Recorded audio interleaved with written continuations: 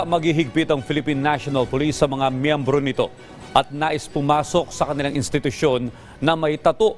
Ayon kay PNP spokesperson Colonel Jean Fajardo, ang rules dito ay nakasaad sa Memorandum Circular 2024-023 kung saan sakop ang kanilang uniform and non-uniform personnel.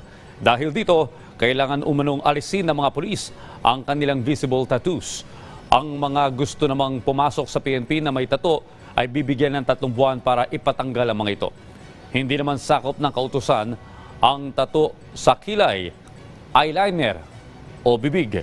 Kabilang naman sa mga itinuturing na unauthorized tattoos ay ang extremist tattoos, discriminatory at racist tattoos. Ang mga pulis na hindi umano susunod sa polisiya ay mahaharap sa administrative charges at isa sa ilalim sa pre-charge investigation. Remember, nung pumasok ka sa PNP, expected na sumunod ka po sa policy at rules ng regulation ng isang organization po. If you cannot follow regulation, then maluwag po ang pinto ng PNP para po kayo ay mag-resign. Hindi naman po pilitan ang mag-stay po sa isang organization na being governed by strict rules and regulations po.